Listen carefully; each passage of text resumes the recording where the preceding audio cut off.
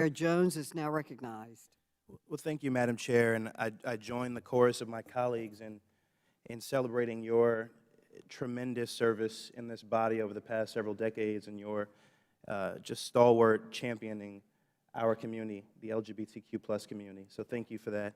As I said on the floor of the House during debate on the Equality Act, to grow up poor, black, and gay is to not see yourself anywhere. It is also to feel completely unseen as so many people around you invalidate your very existence.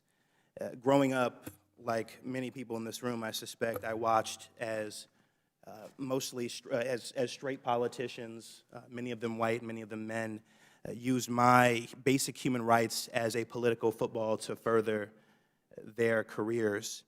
And now, as the first openly gay black member in this body, I'm even more familiar with the vile anti-LGBTQ rhetoric that terrorizes our community and that somehow is even more harmful when it's aimed at queer people of color.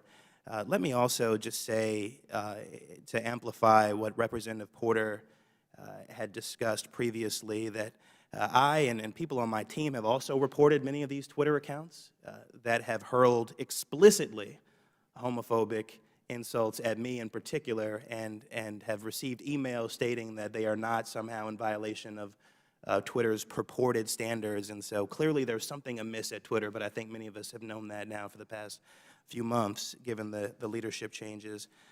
Many of us are scared for our lives, and rightfully so.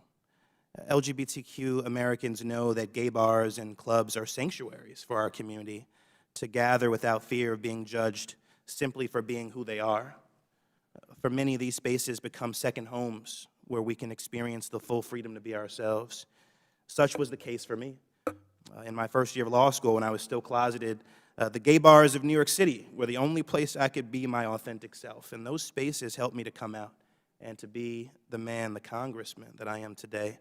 I cannot imagine my journey to self-acceptance and understanding without these sanctuaries, which are now under assault. The horrific mass shootings at Pulse nightclub and Club Q create fear among LGBTQ Americans that gay bars and clubs, these places of refuge for members of our community, are no longer safe. These attacks, alongside other acts of violence against our community, and the growing chorus of hate and disinformation against LGBTQ people tell us that over the past few years, this country has become a more dangerous place for us to live, unfortunately. Even those who simply provide services essential to the mental and physical well-being of members of our community are under attack. Earlier this month, a doctor affiliated with the National LGBTQIA+ Health Education Center in Boston faced credible death threats for their role in providing gender-affirming care to transgender youth.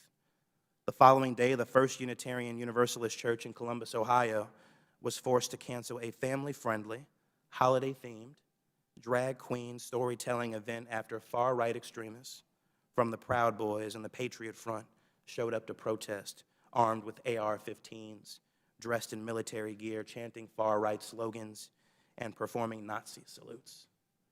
When leaders across the country, including sitting members of Congress, are peddling age-old hateful and false narratives about grooming and pedophilia, these are the types of people who show up in response. A recent Human Rights Campaign report found that as Florida state government enacted its discriminatory Don't Say Gay law, anti-LGBTQ misinformation surged by over 400% on social media platforms. And worse, instead of condemning this deadly wave of misinformation and hate, members of this body have added fuel to the fire.